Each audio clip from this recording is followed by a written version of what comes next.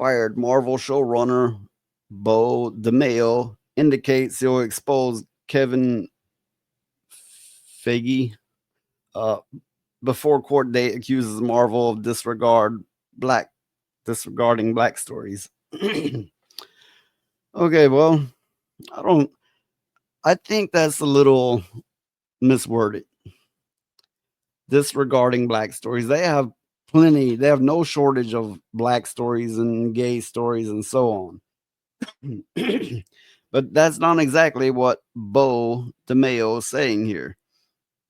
And he wrote X-Men 97 and mostly did a good job. I don't like that part with that what's his name? Morph.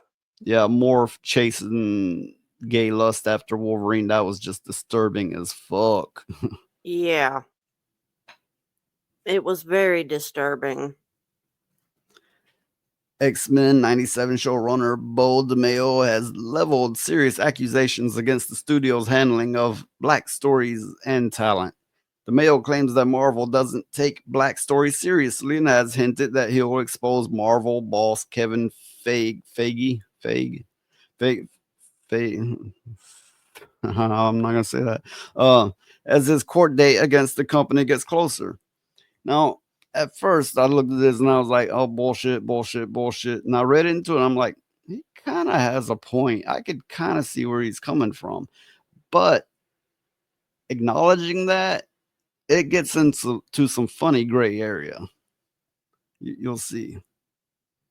The Mayo responded to conversations about the upcoming Marvel project Wonder Man, which controversially features a race swap protagonist, a black version of the historically white character. They also make it they make it a parody of itself, basically. So it's not just race swap, they also make it a parody of itself. I really want this show to be good. This is Beau DeMayo. I really want the show to be good, but this makes sense as Marvel Studios does not take black people or our story seriously. How could they when you have top execs making race jokes about black writers in notes meetings or saying, well, you can pitch that because you're black? I don't think that's a black joke. I think they're being honest. It's like, I can't say that. I'm white. You can say that. You're black.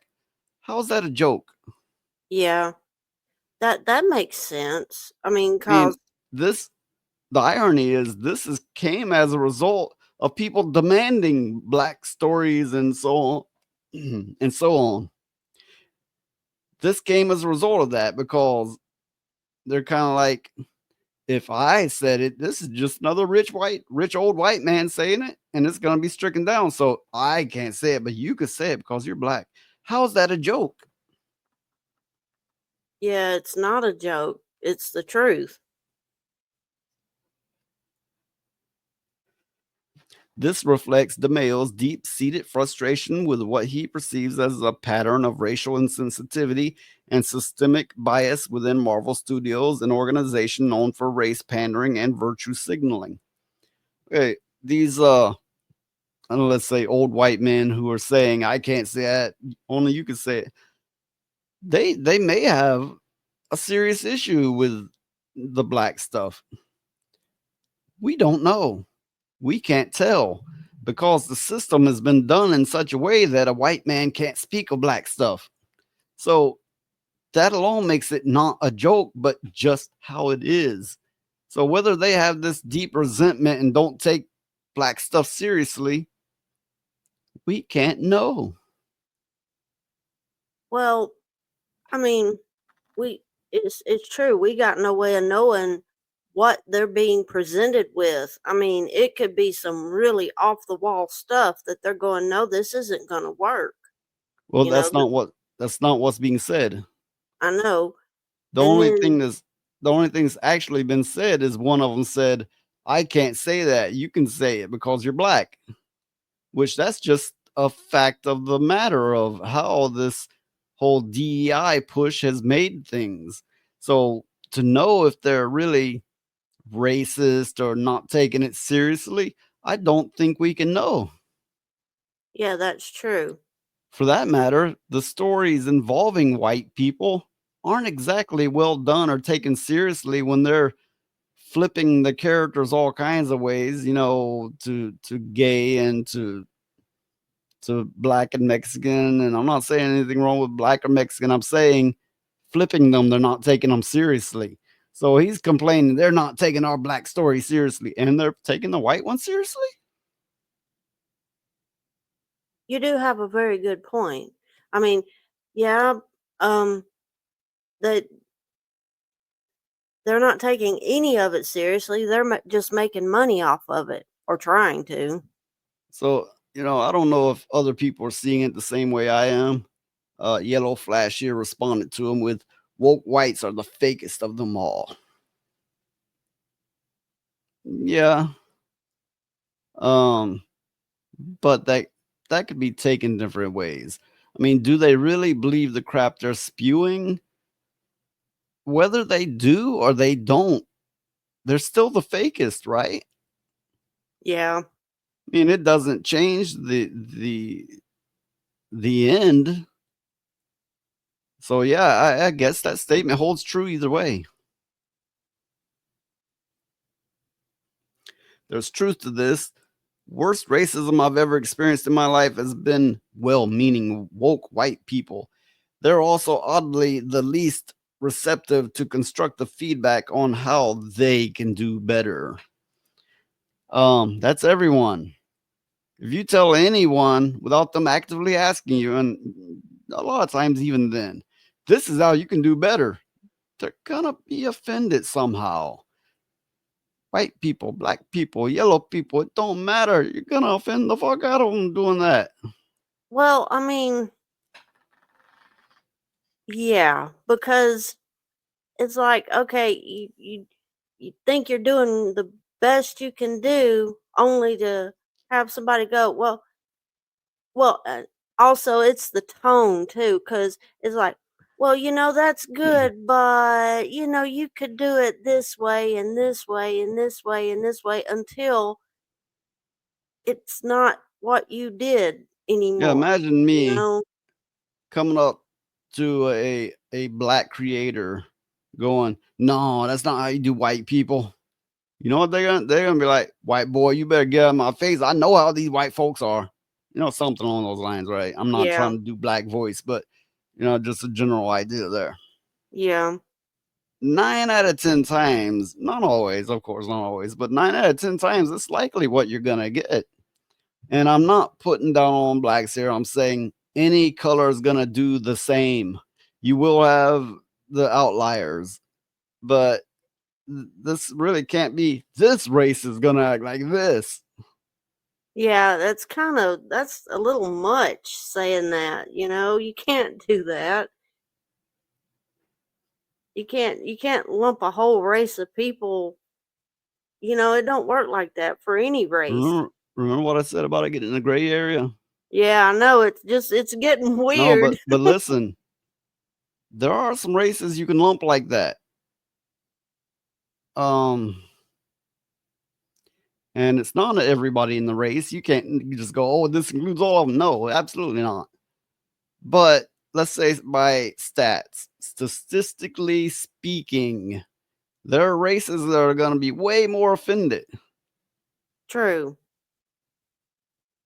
That is true. So that kind of conflicts with what we were just saying, doesn't it? Yes, I'm very confused. Exactly. I'm Gray very area. confused. Exactly. Gray area there. So I don't know. I mean, so he's stereotyping whites, whereas in from our side of it, we see blacks stereotyping themselves all the fucking time, and sure, not all of them do it. Of course, they don't all do it. I've been friends with a good many black people that were perfectly fine, and I've seen plenty. But you look on the news, you look in the media, all the same, all the same, all the same, doing the same, acting the same, reacting the same in general. But now he's going, white folks be like this if you say something to them. Okay, if I had an angle to come at this with, it would be moneyed folks. Folks with money. People with money will act that way more than anyone else. Yeah, that's what I was gonna say. People with money act that way more than anybody else. And I'm not just talking about regular money. I'm talking about the big money. Okay, so Beau DeMayo, he's already suing uh, Marvel Studios. Mentions here DeMayo's attorney, Brian Friedman, filed a lawsuit against Marvel Studios in September seeking to invalidate the non disparagement provision in DeMayo's separation agreement with the company. Friedman contends that the clause violates new California law designed to limit the scope of non disclosure agreements, NDAs, particularly those that could prevent employees from disclosing information about unlawful acts in the workplace, such as harassment or discrimination. He was fired for harassment. Yeah, harassment. Supposedly, he was showing pictures of himself to other staff members. I believe it. I believe those accusations. And if you see the way he carries on social media, he's all the time doing these what they call thirst traps, trying to make himself all look all sexy and shared everywhere. Oh, It could be easy to see. I'm not saying he did it. I'm not, but it could be easy to see. But it looks like what he's trying to achieve here is he got fired and he's under an NDA not to talk about harassment or discrimination he may have encountered at the workplace. And he's trying to have that overturned. And it would seem in the process, he's also going to mention how they don't take blacks seriously. oh, okay. Okay, so He alleged that Marvel executives attempted to recast Storm for the show, initially rejecting legendary voice actress Alison Seeley Smith, who brought the character to life in animation back in the 90s. This was reportedly because she didn't sound African enough, according to DeMayo. Um, that's racist, sure, but we've been kind of cornered with this whole DEI. Make them sound like they're from Wakanda, you know? I yeah, mean, the whole DEI movement has pushed a good many people directly, hard angle, into racism. And somehow they can't see this. So it's a little funny. He's going, stand up for the black voices and the black power for DEI, against DEI. Gray area, you know? yeah, it's It, very confusing. it's the Ouroboros. It's the DEI snake eating itself. Yeah.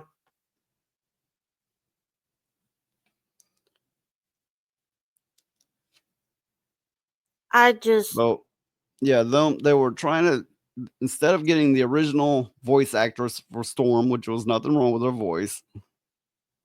Oh, hey, Sergeant Giratina, welcome. They tried to recast her to have someone more African sounding, and I don't know if it was that way in the comics, but if it was, they never went out of their way to say so. I don't believe it was that way.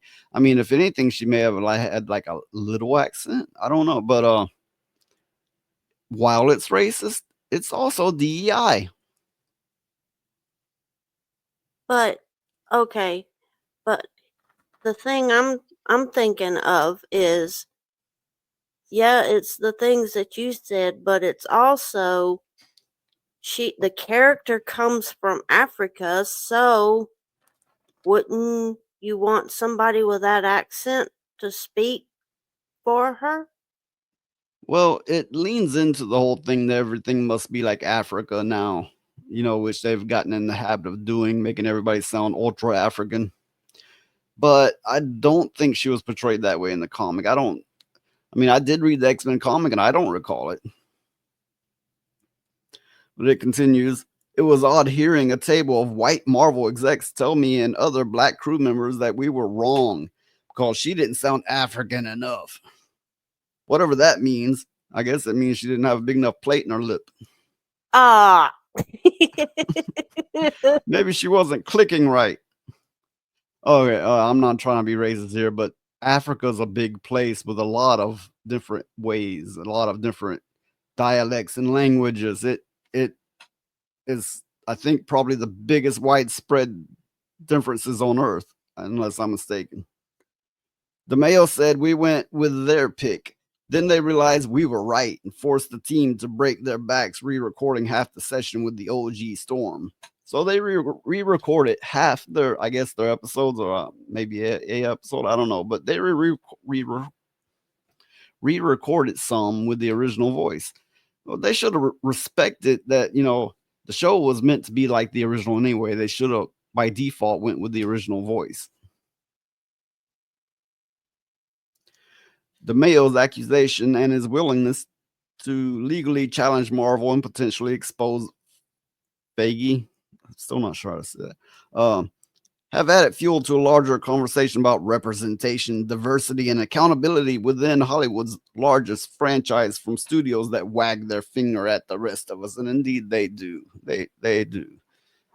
Given time, that's probably not the only thing they'll wag. Ah.